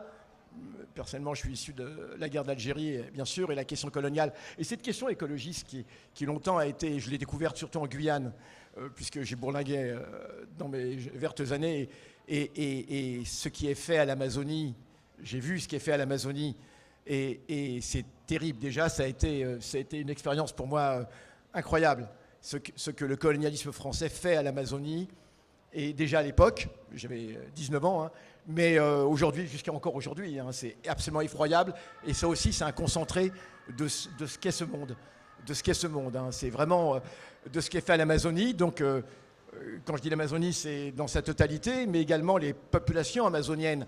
Et il faut voir ces populations qu'on nomme indiennes, la façon dont la France coloniale les traite aujourd'hui, c'est terrible. Je m'en souviens, je suis passé par hasard parce que je voyageais en stop dans l'Amazonie et j'étais pris en stop par des gens qui passaient qui voulaient absolument un pompier à la base de Kourou, qui tenait absolument à montrer à son cousin ce qui était un village d'Indiens Wayana, c'est une des tribus qui est en Guyane. Et je me souviens, c'est une image qui m'est restée, avec dans ce petit village, il y avait uniquement des anciens, des vieux, des vieilles, les vieilles dames qui faisaient des souvenirs de Guyane sur des cendriers, souvenirs de Guyane. Et puis les vieux qui étaient bouffis d'alcool. Il y avait d'ailleurs le camion de livraison de bière qui était là, qui livrait l'alcool. C'est comme ça qu'on continue à tuer les Indiens aujourd'hui, comme à l'époque, hein, avec l'alcool. Et puis on se dit, mais où sont les jeunes ? Alors les enfants, on les ramasse et on les envoie dans les écoles de la République. Ah oui, à l'entrée, il y avait drapeau français, République française. Hein. On les envoie dans la République, leur faire oublier leur langue et tout leur savoir ancestral. Les Indiens vivent dans la forêt et c'est tout ce savoir ancestral qui est détruit par cette dite République française. Et puis, où sont les jeunes gens et les jeunes filles ? Ils traînent à Cayenne, dans les bas quartiers de Cayenne. Les jeunes indiennes deviennent prostituées. Et les jeunes gens sont bouffis d'alcool, il faut les enjamber pour marcher dans la rue. Voilà la civilisation. Voilà la civilisation, la brillante civilisation française. Hein. Et ce qui se passe en Guyane se passe évidemment ailleurs. Donc voilà, c'était une expérience qui m'a marqué. Et voilà. Alors, moi, issu de la guerre d'Algérie, mes parents étaient militants de la cause algérienne, évidemment. Donc voilà, ce que je voulais dire, c'est qu'on a l'impression de revoir à chaque fois. Je suis issu évidemment d'un quartier qu'on dit populaire, alors il faudra en discuter, Argenteuil précisément, une ancienne capitale du Parti communiste, passée à la droite dure, d'une cité, cité Joliot-Curie évidemment, il y a 1000 cités Joliot-Curie en France, mais bon, voilà, c'est tout, donc toutes ces expériences, ces copains tués par la police, ces arrestations, on a connu tous les commissariats de Paris, je crois que je les connais tous, même des spéciaux peut-être, que personne ne connaît, mais bon, voilà. Et on a l'impression de cette espèce d'éternel recommencement, c'est vrai. Et certains pourraient même se désespérer, mais non, parce qu'on a aussi connu des grands moments de lutte. Mais on voit bien cette séquence que nous traversons aujourd'hui, on le voit bien d'où elle vient. Alors, on parlait de PDH. PDH s'est constitué en 2020. Je suis un des fondateurs du Parti des indigènes de la République. Nous l'avons quitté en grande partie en 2020 pour fonder PDH, Parole d'honneur. Mais bien sûr, les problématiques restent les mêmes, et ce n'est pas du tout un désaccord avec ce qui était le fondement du PIR. Mais le PIR s'est constitué par rapport à l'islamophobie, hein, par rapport à l'islamophobie et par rapport à la loi contre les signes religieux à l'école en 2004. Et ça demeure une revendication, l'abrogation de ces lois racistes, bien sûr, islamophobes. Et donc, ce que je veux dire, c'est que c'est pas un hasard si cette séquence fasciste que nous traversons aujourd'hui, alors je ne dis pas qu'auparavant, avant 2004, elle n'était pas en germe, mais on voit bien que c'est par l'islamophobie que cette séquence fasciste que nous traversons, cette grande vague fasciste que nous traversons, a pris son essor. Donc quand M. Retailleau dit « abat le voile », il sait de quoi il parle. C'est ce « abat le voile » qui est la voile, la voile maudite de ce navire fasciste sur lequel nous voguons actuellement. Hein. Et c'est terrible de penser cela. C'est comme ça que ça a commencé. C'est comme ça qu'on a vu effectivement ce racisme complètement débridé. Et je me souviens de comment s'appelle-t-il, le patron du Point. Son nom va me revenir, mais c'est souvent par Le Point, le magazine Le Point, que le pire est arrivé. Non, pas du tout, ça va me revenir. Mais c'est souvent par le magazine Le Point que le pire est arrivé dans ce pays. Et je me souviens du Point et l'assassinat d'Henri Curiel, après une campagne du Point en 1978. Du grand militant anticolonialiste Curiel, assassiné à Paris, le père d'Anna Grèche d'ailleurs. Et je me souviens que c'est par Le Point que Georges Suffert du Point. Bon, et toujours est-il à l'époque, mais je me souviens en 1974, en 2004, de ce patron du Point qui, face à la caméra, déclare « Vous savez, moi je suis assez islamophobe ». Et qu'un type, c'est ce qui m'a interpellé, moi qui militais surtout sur la Palestine depuis toujours, hein, mais c'est là que je suis sorti, mais c'est incroyable, qu'un type, face à la caméra, puisse dire comme ça « Vous savez, je suis assez islamophobe ». Aurait-on imaginé qu'il ait pu dire « Je suis assez judéophobe, antisémite, je suis assez christianophobe », jamais de la vie. Et le type, face à la caméra, vous dit « Je suis assez islamophobe, vous savez ». Et le journaliste, ça ne lui pose aucun problème. C'est normal. Et c'est là où on s'est dit, il y a quelque chose qui a vrillé dans ce pays. Il y a quelque chose, non pas qu'auparavant, c'était merveilleux, bien sûr, les crimes policiers, bien sûr, depuis toujours, hein, les années 80, l'arrivée de la marche pour l'égalité, etc., dont notre ami Jamel était un des grands participants, un des grands initiateurs. Mais voilà, mais vraiment en 2004, c'est là où tous les ingrédients de cette mixture nauséabonde dans laquelle nous pataugeons aujourd'hui, tous ces ingrédients se sont mis en place. On a l'impression d'une sorte de puzzle terrible contre lequel nous tempêtons aujourd'hui, mais enfin c'est assez incroyable. Et voilà où nous en sommes. Mais la situation est celle, enfin le maître mot, je crois, que je retiens, c'est la question du pouvoir. C'est la question du pouvoir. Parce que c'est par le pouvoir que nous pourrons changer les choses. Donc nous pouvons évidemment, et il faut le faire, chacun dans nos luttes, quelles qu'elles soient, bien sûr, hein, au niveau des quartiers, au niveau de tout cela, mais cette question du pouvoir, elle est fondamentale. Cette question du pouvoir, elle est fondamentale. Donc la question est de savoir comment prendre le pouvoir au niveau des quartiers, mais aussi c'est par le pouvoir et au niveau du pays que nous pourrons changer les choses, de toute façon. Donc se pose la question du pouvoir, se pose la question des alliances, parce que les quartiers, évidemment, à eux seuls ne peuvent pas prendre le pouvoir. Dans l'objectif du pire du Parti des Indigènes de la République, nous disions nous allons contribuer à l'émergence en France d'une majorité décoloniale. C'était ça l'objectif, d'une majorité décoloniale. Et cette majorité décoloniale, évidemment, elle va se faire par un système d'alliance. Nous n'avons pas la prétention, nous, issus de l'immigration post-coloniale, de prendre le pouvoir dans ce pays. Et puis, bon, voilà. Donc la question des alliances se pose. Et c'est la raison pour laquelle faire bloc, faire peuple, et beauf et barbare, en résumé, voilà, ce que l'on veut, eh bien, c'est comme ça qu'elle se pose. Mais cette question de cette coupure, comment se fait-il que, disons-le carrément, les blancs et les non-blancs se trouvent coupés aujourd'hui? Ça n'a pas été tout le temps. Bien sûr, cette question coloniale, s'est toujours posée. Mais il fut un temps, et je me souviens de ma cité, dans ma jeunesse, non pas que la question coloniale ne se posait pas, évidemment, hein, c'était après la guerre d'Algérie, hein, bien sûr qu'elle se posait, mais il y avait un esprit de corps dans la cité. Il y avait vraiment un esprit de corps dans la cité, c'est vrai. Et quand on était de la cité, de Joliot-Curie, voilà, on n'était pas d'ailleurs, et il y avait quand même une grande solidarité, indépendamment des origines. Hein. Et à l'époque, et quand la police était là et qu'elle débarquait dans la cité, Je le rappelle, avec les chiens policiers, avec tout ça, même parfois des hélicoptères pour voir s'il n'y avait pas des gens qui fuyaient. C'était des grandes opérations anti-recel qu'ils faisaient dans la cité. Bon, toujours est-il que effectivement, voilà, il y avait quand même un esprit de corps. Donc, il y a bien eu un moment dans ce pays, et je citais la Révolution française 93, c'est pas un hasard, mais il y a bien eu un moment dans ce pays où on s'est retrouvés unis contre, disons-le, la bourgeoisie, parce que c'est ça le problème. C'est la bourgeoisie au pouvoir, le problème. C'est la bourgeoisie au pouvoir. Il faut voir l'arrogance. Je ne sais pas, comme je suis prof, enfin quand j'ai... Je ne suis plus depuis quelque temps, évidemment, mais comme j'ai fait carrière comme prof d'histoire, j'ai vu ces élèves qui, le midi, rentrent chez eux manger des brisures de riz avec de la sauce piquante. Mais je suis sérieux. Voilà ce qu'ils mangent. Vous savez ce que c'est que les brisures de riz? Vous savez que vous avez même la double brisure de riz dans les sacs. Vous savez ce que vous achetez chez le Pakistanais. C'est terrible. Ils mangent de la brisure de riz tous les jours avec de la sauce piquante. Ils reviennent et puis ils sont obligés de bosser en loose day, voilà, parce que pour arrondir les fins. Il y a des jeunes qui vivent comme ça. Ils vivent comme ça. Et à côté, je ne sais pas si vous avez déjà vu dans les beaux quartiers, ça m'est arrivé d'aller parfois dans des beaux quartiers, tout à fait par hasard, tout à fait par hasard, j'ai honte de le dire, mais quand même. Tu y habites, on le sait maintenant.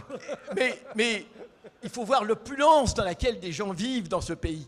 L'opulence dans laquelle ils vivent, où ils vont dépenser simplement en amuse-gueule comme ça, pour une commémoration, pour un vernissage, mais ce qu'une famille entière dépensera pour un mois en brisure de riz et en sauce piquante. Non mais, il faut voir cela. Il faut voir ces extraordinaires injustices au niveau du quotidien, au niveau de... Mais c'est terrible. Comment on ne peut pas voir ça? Comment on peut trouver ça normal? Comment on trouver ça comme étant l'ordre des choses naturelles? Et comment ne pas s'insurger? Comment ne pas partir en émeute, en grandes émotions, quand on voit cela? Mais c'est terrible. C'est absolument terrible. Donc voilà, je ne vais pas... Nous arrivons à la conclusion, chers amis. En un mot comme en 10. Donc, ce que je veux dire, c'est que cette convergence, elle est possible. Elle est tout à fait possible.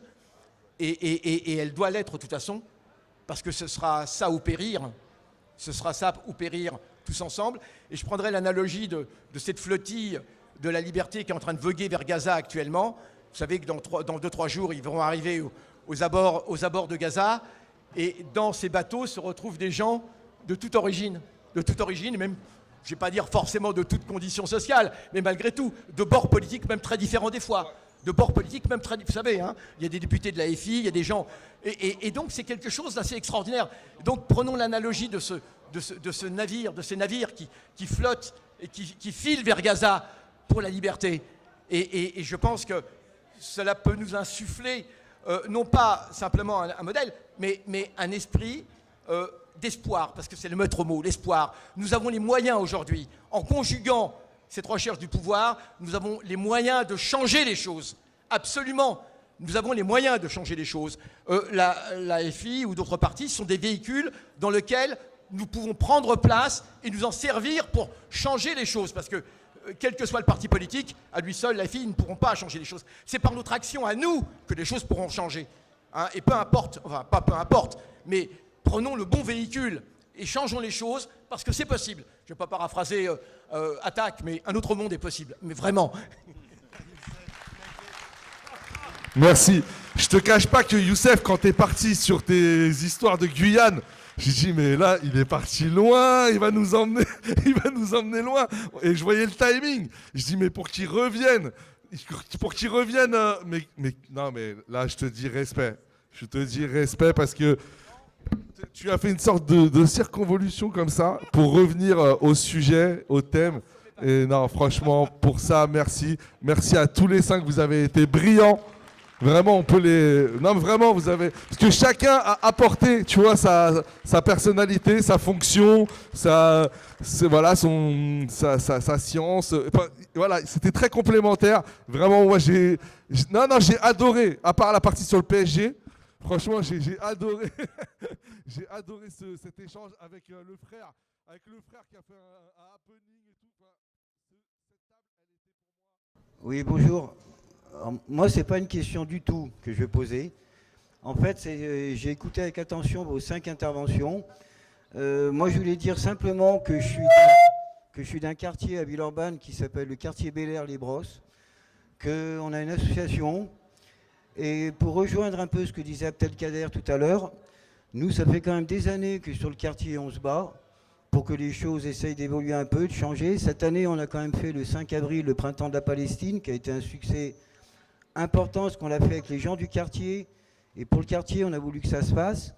Maintenant, là où je suis moins d'accord sur certaines choses, c'est qu'on s'aperçoit quand même qu'il y a un grand mépris qui existe tous les jours vis-à-vis des gens des quartiers, il ne faut pas l'oublier, y compris des institutions, y compris des mairies, y compris des centres sociaux, y compris des maisons de quartier, parce que nous, on l'a vécu. Les jeunes le vivent au Bel-Air. Alors au Bel-Air, c'est pas pour rien qu'il y a Free Gaza, Free Palestine. Et nous, c'est une cause qui nous est très très chère. C'est pas pour rien que moi, je porte ce badge Gaza, silence on tue, tous les jours, y compris au travail. Et au travail, on ne se fait pas que des amis en portant ça, mais on l'assume. Maintenant, dans les quartiers, il faut bien vous dire une chose, et ça, Abdelkader, je veux bien te rejoindre là-dessus, mais les places, je dis les places pour les élections municipales, c'est à nous d'aller les chercher parce qu'on ne vient pas vous voir pour vous les donner, y compris la France Insoumise, parce que moi j'ai un groupe d'action LFI au quartier. Il a fallu qu'on se batte. Comme j'ai dit au député Gabriel Amar quand il est venu, Gabriel Amar est un parachuté, c'est pas un Villeurbanais, donc il a fallu qu'on se batte. On l'a fait gagner, les quartiers populaires, il faut le savoir, on fait gagner Amar à Villeurbanne. Tu le sais très bien, Abdelkader, puisque ce sont les quartiers de Villeurbanne-Saint-Jean et notre quartier de Bel-Air qui, le soir du deuxième tour, a fait basculer le voix de 500 voix seulement à Villeurbanne pour Amar. Or, depuis, on le dit sans vergogne, on a l'impression que si on ne fait pas parler de nous, vous ne venez pas nous voir. Et ça, c'est pas du tout normal. Parce que pour nous, s'il y a bien un parti dans lequel on se reconnaissait, c'est bien la France Insoumise. On a connu les révoltes, les émeutes, tout ce que vous voulez, peu importe la sémantique. Les gens dans les quartiers, la France Insoumise l'a vu quand ils sont venus, il y a des pépites. Il y a des gamins qui c'est des pépites intellectuelles. On est en train de passer à côté d'eux, tout simplement, parce que on a l'impression qu'on ne veut pas qu'ils viennent.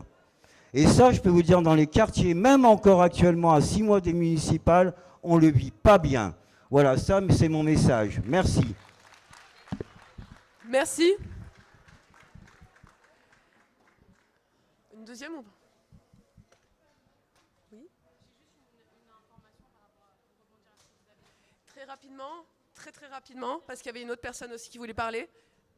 Excusez-moi, on dit que les jeunes de quartier, ils se mobilisent pas, mais je suis désolée, par exemple, aux États-Unis, au quartier des États-Unis, à Viviani ou à Paul Santi, les jeunes de quartier, ils se mobilisent. Mais est-ce qu'on leur laisse concrètement la parole? Aujourd'hui, dire que les jeunes de quartier, ils se mobilisent pas, non, ils se mobilisent peut-être pas assez, mais c'est pas en leur lançant des cailloux qu'ils vont venir. Merci. Tu avais une... Ce qui a été dit rapidement, la vérité sur Robespierre, je pense que c'est très important par rapport aux mentors de la Révolution qui ont tout trafiqué. Et que beaucoup de gens, quelles que soient leurs opinions, essayent de savoir vraiment ce qu'a fait Robespierre. Merci.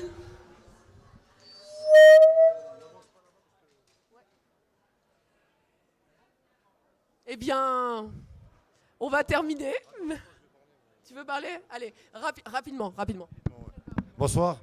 Moi, je voulais juste laisser un message, surtout aux musulmans de France.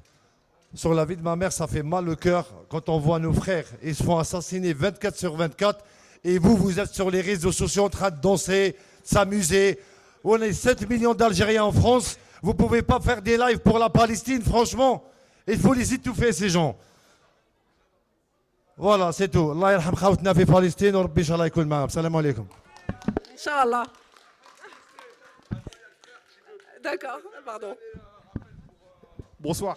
Oh, je sais que tout le monde est un peu fatigué là, tout le monde est en train de partir, mais nous on fait une AG à 19h pour Blocontou juste à côté, donc vous êtes tous et toutes les bienvenus. C'est pour organiser les blocages de la semaine. Et du coup, voilà, venez, on essaye de ressusciter la démocratie en France. C'est un peu compliqué, mais voilà. On y va, donc 19h, juste là derrière dans les marches. Merci encore à Faire Blog, Faire Pub pour vos interventions, c'était trop bien. Et je laisse la parole aux organisateurs. Merci beaucoup. Merci. Merci à toi, merci à vous. Imen, tu nous rejoins sur scène. Et le mot de la fin pour Samy. Vas-y. Et on applaudit très fort Samy et Imen pour ce job et toute l'équipe, toute la team, toutes les assos qui étaient là, toutes les organisations. Force à vous, force à Lyon.